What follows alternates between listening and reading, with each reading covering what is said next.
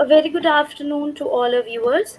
I'm Shivani Srivastav, Relationships Manager at Global Education and Training Institute. I welcome you all this evening to this live session with Dr. Priyadarshi Nayak, who is the Senior Principal of Doon Public School. Sir is an academic head and curriculum developer. He has a rich experience of 25 years in the field of education. Apart from that, he has received a number of awards for his excellent work. Best Teacher by Rajiv Gandhi Foundation in 2006, Best Principal, which was received by Honorable Smriti Irani in 2014. These are some to name a few. Today, Sir will be speaking on new education policy. I here once again welcome Sir to our platform, and over to you, Sir. Thank you very much, and my special greetings to Global Education and Training Institute, who has given me this wonderful chance to be here today and to interact with all the viewers, those who are watching me. My namaskar and good evening to all of you. And when we talk about new education policy 2020, all of us know how important, how nicely curated by the team of people, those who are working, those who have worked in this policy since long. You might have understood that long back in the year 1986, then after 1992, there was slight modification, but everyone is wondering what will be there in the new education policy. In the very one sentence, I will tell you, each one of the school principals must read this new education policy, which is of 60 pages. Dear friends, let me all tell you, the National Education Policy 2020 is the first education policy of the 21st century and aims to address many growing developmental imperatives of our country. The policy proposes the revision and revamping of all aspects of education structure, including the regulation and governance, to create a new system that is aligned with the aspirational goals of the 21st century education. Dear friends, the vision of the policy, an education system rooted in the Indian ethos that contributes directly to transform India. Let me all tell you, in this pandemic time also, everyone is now digitalized. This is also a transforming education. So vision of this policy is to transform the educators totally. That is Bharat. Substantially into an equitable and vibrant knowledge society by providing high quality education to all. Dear friends, what do you mean by high quality education? High quality education aligned with aspirational goals of 21st century education. India's traditions and value system to be intact into it. That is only can give India a global knowledge superpower. Dear friends, let me all tell you, education policy lays particular emphasis on the development of creative potential of each individual.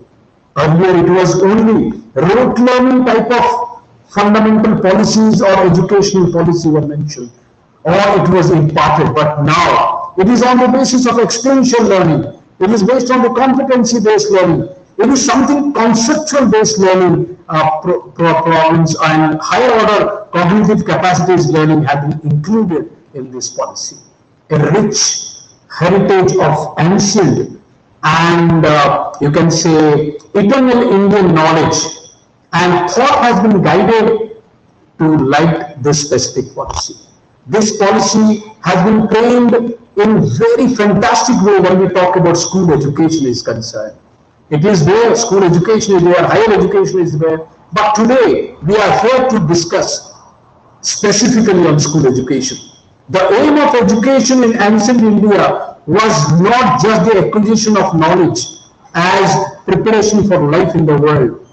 We are here for life beyond schooling. That is school education.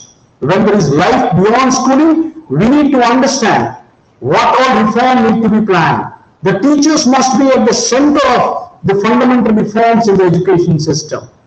So the new education policy must help to re-establish teachers at all levels as the most respected and essential members of our society.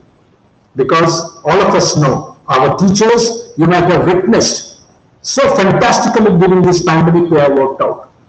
They are here to truly shape our next generation of citizens. So when we talk about preparation of schooling and elementary schooling level, what all is mentioned in this policy, I will be very categorically speaking to you all that what all we are high here. In this policy, it helps in recognizing, identifying, and fostering the unique capability of each student. That is significant of this particular policy. This is only by sensitizing the teachers as well as the stakeholders, that means I mean to parents, to promote each student's holistic development in both academic and non-academic spheres.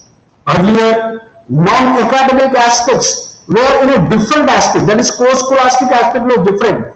But now let me tell you viewers, all my friends, educators who are watching me, the co-curricular activities, the co-scholastic activities are being included in the curriculum itself.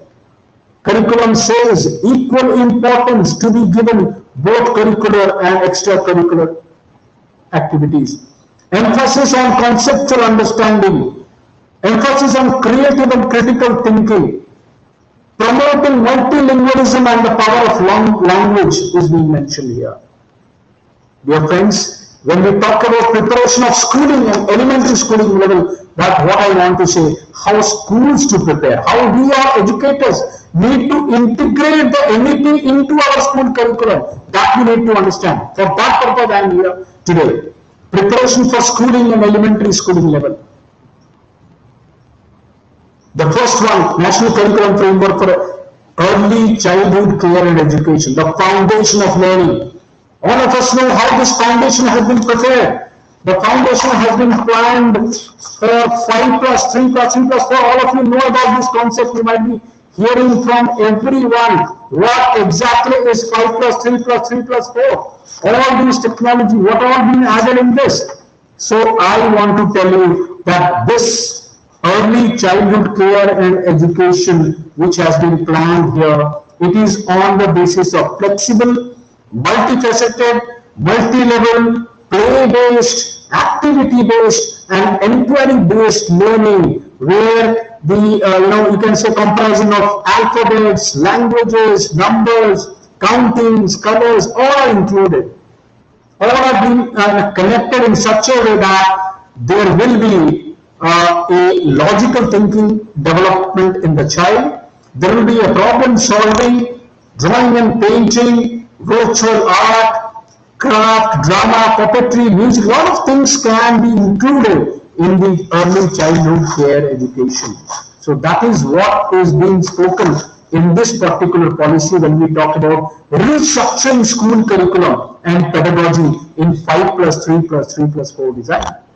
So 5 plus 3 plus 4, I hope it is clear to all of you that this 5 says that it consists of the foundation stage in 2 parts. That is 3 years of Anganwadi, or you can say the preschool, and then the 2 years in the primary school grade, that is class 1 and 2. That is, and how we need to work on that. Together covering from age 3 to age 8 is what ECCE structure is concerned about that. So foundation stage will consist of, as I told you, play activity based all the things, but we need to have a proper training for that. That is to be worked out on this national education policy. Achieving 100% gross enrollment ratio, preparatory class Balvatika for 5 to 6 year old children, Anganwadi preschool which I was speaking about. School preparation module for all class 1 entrants is getting ready. In the national curriculum framework, you will find all those things. And National Foundation Literacy and Numeracy Mission also speaks about what all is 5, 3, 3 plus 4. As I told you, 5 is this. The second stage, the preparatory stage, grade 3 to 5, covering ages 8 to 11, is called as preparatory stage. Middle stage is 6 to 8, covering ages 11 to 4. And the secondary stage is grade 9 to 12. That is also into two phases, that is 9 and 10 in the first and 11th and 12th in the second, covering ages 14 to 18 years of age. This is what a complete curriculum and pedagogy is getting designed or being planned up in, when we talk about curriculum and pedagogy in schools. So I want to tell you how this pedagogical curricular structure need to be planned out. As I told you, this 5 plus 3 plus 3 plus 4 structure is based on learning should be holistic, learning should be integrated, learning should be enjoyable, and learning should be engaging. If at all these four things are being integrated into it, the outcome, the learning outcome which we talk about in the form of curriculum pedagogy will be maximum. So, dear friends, let me all highlight, we need to give more importance to the foundation stage, as foundation stage is very, very important. Early childhood care education has been given a prime importance in this policy. A national curricular and pedagogical framework has been prepared till the age of 8 by NCERT. Prior to the age of 5, every child will move to these pre-primary classes, but they should have a qualified teacher. And those teachers will be empowering students through flexibility in a lot of activity-based learning that is getting focused in these period. So qualified teachers will be getting trained during this early childhood care and foundation period. The importance, the relevance and beauty of this structure is we want to create the future. We want to have a strong fundamental base of these child when they grow up gradually. So India needs a foundation. Foundation has to be stronger and stronger. So for that, more better, school infrastructure need to be planned out as such. We'll have a lot of activity-based special education zones, utilize the unused capacity of schools as Samajik Chetna Kendra, school complexes, clusters for resource sharing. Lot of things are getting planned, and every school have that sort of infrastructure and resources to make this foundation area strong. So I would love that each one of us to focus. We generally what we do, we hire good teachers in the higher sides, means in PhDs and PhDs level. But I specifically believe that the foundation to be given more importance and more salaried or more flexible, more standard-based, more quality-based teachers to be employed in the foundation stage. That is my focus. And that is also there in the national education policy too. So this is what very clear about ECCE I have talked about, and let me all tell you why or what all different you have here. When we talk about holistic development, when you talk about experiential learning, then no hard separation of curricular and extracurricular. As I told you, there is no difference. Now both are being involved in the curriculum. As then only we can say a holistic development child can come up. There are all innovative pedagogies to be explored. As I told you, learning methods to be developed. We should have digital libraries where children, now children can access everything, everywhere, they can get it from the Google. So we need to have a lot of other facilities for which a child will develop holistically. We have also CBSE. When we talk about, he has prepared a holistic 360-degree progress report, which will specify all the aptitude of the child. So that is what every parent wants now. As a principal also, as a parent also, I will want that. What are the areas where my child has to work, and which are the areas where my child is doing well? Once you understand the potential of the child in that area, you can have, your work is very easy. It becomes very easy to choose an aim or a life, career for your child. One more thing, the vocational education, and now from class 6 onwards, earlier it was there from class 9, 10, 11, the children were opting vocational education, but now to make Skill India, this is the Honorable Prime Minister used to say about skilling India, about technology India, about digital India. The Skill India is one, and that only can happen when you have skill education, vocational education is taken up. So there will be integration of this vocational education from class 6 onwards. When we talk about mother tongue, it has been specified in the National Education Policy that everyone up to class 5, the teacher need to teach them through mother tongue, mother language. Medium of instruction will be mother tongue.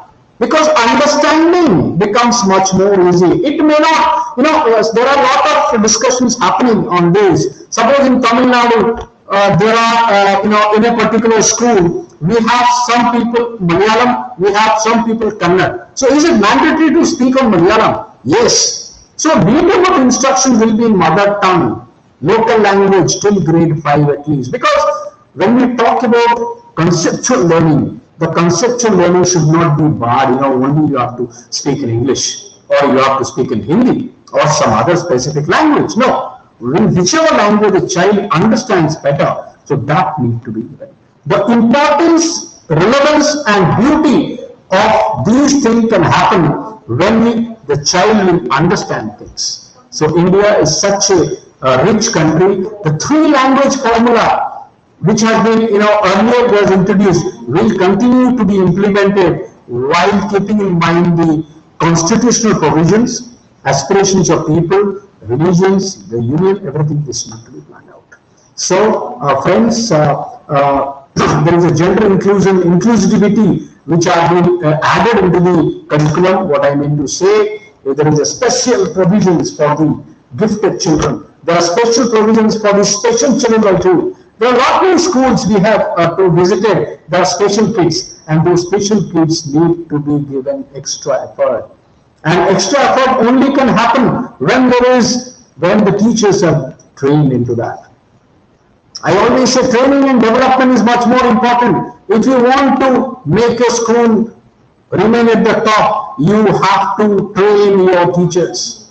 Let your teachers get trained.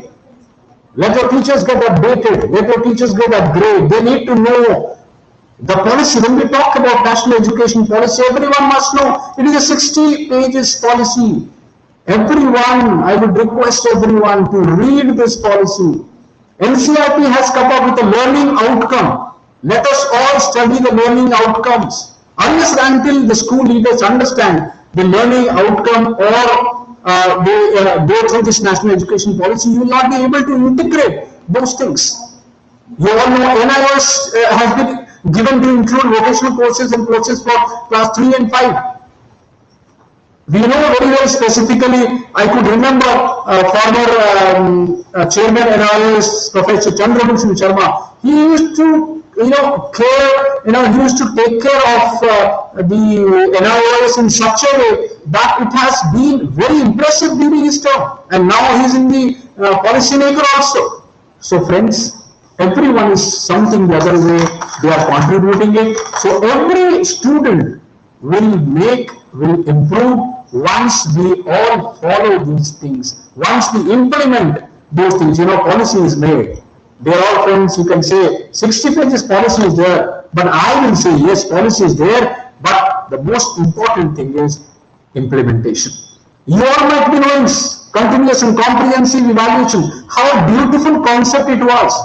The assessment policy, when we talk about, before I come to the PARAK, the policy assessment policy, I will talk about the policy examination reform which was introduced 2 years back as a continuous and comprehensive evaluation. At that evaluation, we could not go with that because in every school, everyone secured 100 out of 100. Because the policy could not be understood, the examination reform could not be understood by the school leaders. And again today, when this education policy has come up, when NEP 2020, I know it has been referred to all categories of people, starting from Gram Panchayat to the higher educationists. Everyone has gone through this policy. this document, drafted one.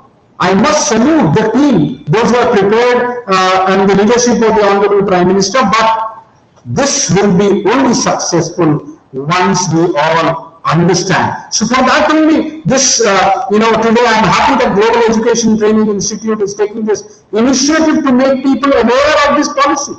So let us understand, let us know this. So National Assessment Center for Performance Assessment is analyzing, reviewing, assessing. You can go. This is a wonderful platform. I think exams in class 3, 5, 8, in addition to the board exam, 10th and 12th, this will have a very clear objective of conducting or evaluating a child. Board exams will be there, modular, low stakes, based on conceptual knowledge, and these application-based type of questions will be given more focus. When you go through the conceptual knowledge, as I have already told you, we'll be focusing more concept clearing methods. Once a child concept is clear, I don't think that he is required to go for any rote learning method. And rote learning method, believe me, it creates a lots of problem when the child comes to class 11th and 12th. He used to face lots of problem during facing the competitive examinations. So I want each one of those who are listening to today's session, maybe teacher, educator, we all should focus on experiential learning, conceptual learning, concept-based learning, practical-based learning, project-based learning. These, I believe, when children they see, they remain in the class and they involve themselves in the class, the learning outcome is 100%, believe me. So we need to focus on conceptual learning and its application. These all assessment strategies are there in Parak. I would request that whatever it is there in your curriculum and pedagogy, in the foundation stage or middle stage or in the higher stage, but when it comes to national assessment structure, we need to go with Parak. I will request that whenever transforming assessment, it happens, for a student development, the aim of assessment, what does it mean? The aim of assessment in the culture of our schooling system will shift from, summative and primary rote memorization skills to more regular and formative type. Again, I repeat, the previously what we were following, summative and primarily test rote memorization skills, that we were following. But now it is going to be more regular and formative and more competency based, which promotes learning and development of our students. And test, basically, it helps to test higher order skills such as analysis, critical thinking, conceptual clarity. These are, once it is tested, a child will reach to the top. He can do a lot of research. He can be a top scientist. The primary purpose of assessment will indeed be for learning, believe me. It will help the teacher and the student and the entire schooling system continuously revise the teaching learning process. So, every school will be having a progress card, the school-based assessment, and it is in the progress report. It is in the NEP 2020 is mentioned. The progress card will be holistic. The progress card will be 360-degree, or you can say multi-dimensional report card. So every school should have that. So parents should have a clear indication about the performance or the progress of the child. That is the uniqueness of assessment, whatever it is mentioned in National Education Policy. Friends, most important, these are all I told you, everything can happen when you have good teachers. Teacher recruitment, teacher education signifies teacher training. I told you earlier, most important aspects of school development is teachers training. Teachers truly shape the future of our children, and therefore the future of our nation, future of our country depends upon the children. It is, I believe, today I am a teacher is because of the noblest role that a teacher in India is doing. The most respected, they are only the most respected member of the society. I feel the very best and the most learned people, they only become teachers. Everyone knows today, those who are there today in the topmost, I think they have been created by a teacher only. So the motivation and empowerment of teachers is required by the school management, is required to ensure the best possible future for our children and our nation.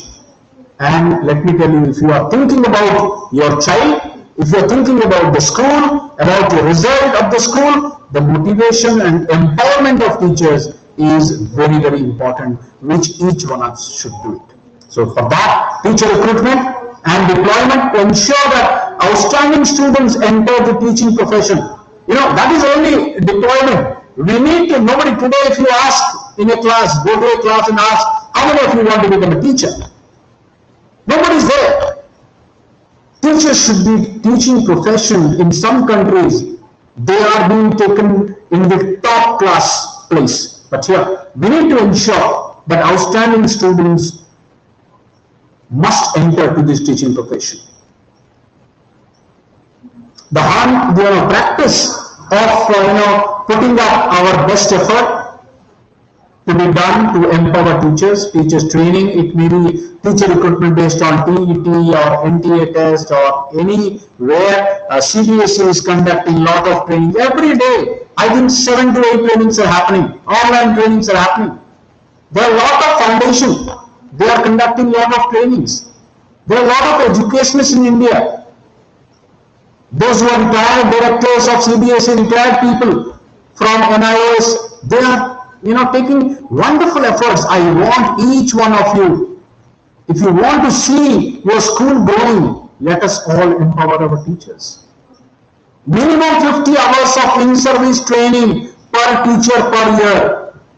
I have made it mandatory in my school. Minimum 50 hours of in-service training per teacher per year is mandatory. Believe me, if they get empowered, they get updated, they upgrade themselves, they understand what all the new education policy says, what all new methods of teachings are there. If you talk about curriculum, it may be pedagogy, whatever it may be, unless and until they sharpen their knowledge, they cannot come out with new innovative things.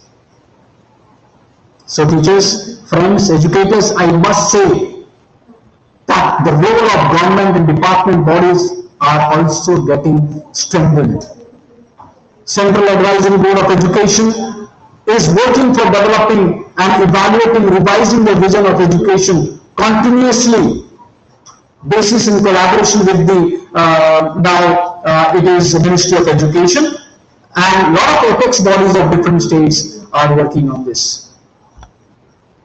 It's desirable that Ministry of Human Resource, now it has been changed to Ministry of Education, is now, all of you know, this is something has come when the new education policy has come up, but I will tell you that yes, the work which the Ministry of Education is doing in related to the policy working to develop the equal professional standards of the school, professional standard of the children, equitable and inclusive education, which is called as education for all being included. That is something wonderful.